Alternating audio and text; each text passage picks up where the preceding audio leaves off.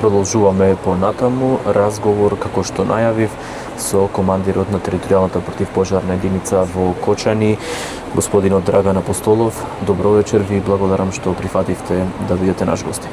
Добро вечер. Апостолов, вие сте командир, ќе ве навратам една година подоцна. Како ја добивате првата пријава за пожарот во Пулс и кои се тие први моменти кои што ги паметите?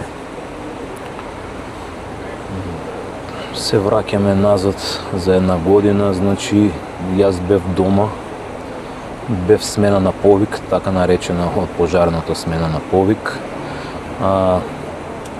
Во 2:40 часот добив повик од сменскиот командир на територијалната противпожарна единица кои беа дежурни таа вечер. Ми се јави и ми соопшти дека е запалена дискотеката Пулс, дека има деца, луѓе повредени, можеби има и жртви, така да ги станав, се јавив по другите смени на командирите, на сменските командири на оделенија, ги мобилизиравме сите колеги, ги поради сериозноста на ситуацијата и на пожарот настанат, ги обавестивме соседните општини, најблиските општини овде во Проби, Штип, Виница, Свети Николе, Штип. Се јавив исто така на колегите од доброволното друштво на председателот, го известив дека има поголем пожар со повредени по дискотеката Пулс, да се мобилизираат и тие сите и така да настапиме, да побрзаме, да помагаме околу самата ситуација. Тоа беа првите моменти. Стигнавме во пожарната, 2 возила беа тргнати веќе пред нас во дискотеката Пулс, се спремавме, сите кој како доаѓа, се организиравме и продолживме да интервенираме во дискотеката Пулс. Колку време траеше таа интервенција? Бидејќи во тие моменти започнува и интервенцијата, но и спасувањето, бидејќи голем дел се уште се наоѓале во внатрешноста на објектот. Да, точно така.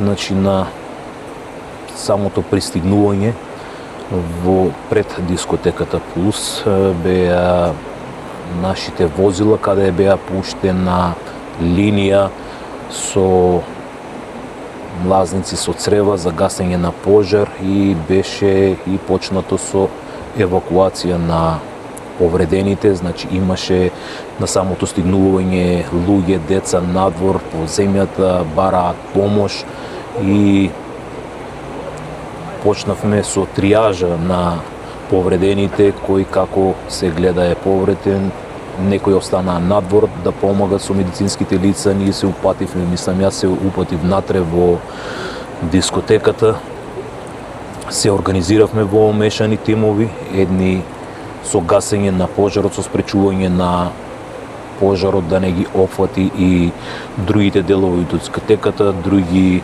ги изнесуваа повредените лица кои беа, некои беа во безсознание, некои бараа помош и така во мешани тимови реагиравме и ја водивме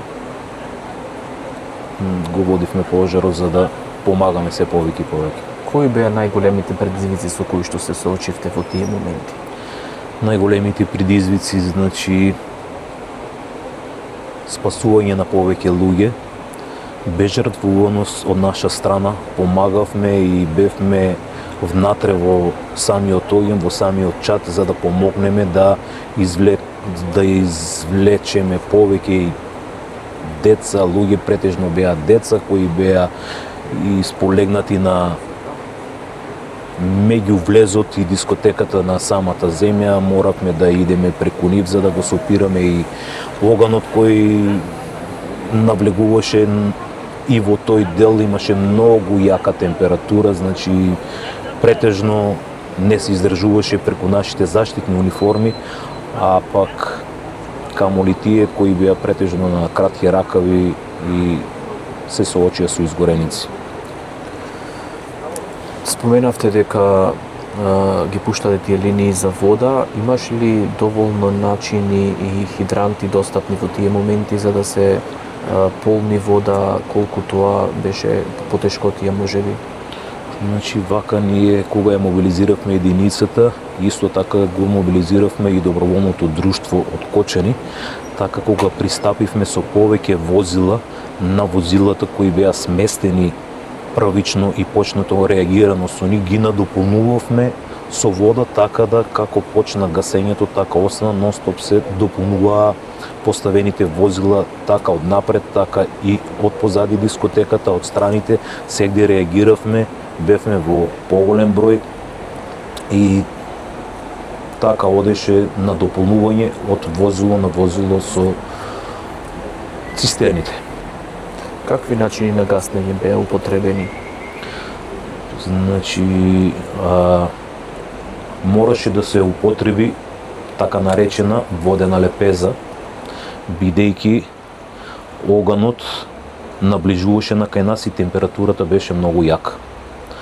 Мораше да се реагира со лепеза, тоа е на начин се на самата млазница на цревата што ја имаме, се врти и се доведува на дотокот на вода да биде како направен како лепеза, што ќе ја брани и топлината да доаѓа на кај нас и оганот да биде сопрен, за да можеме да ги вадеме повредените кои беа оставени зад нас фактички, кои беа за спасување, одредени за спасување и евакуација на повредените деца. Споменавте дека дел од пожарникарите дури се здобија и со изгореници поради високата температура.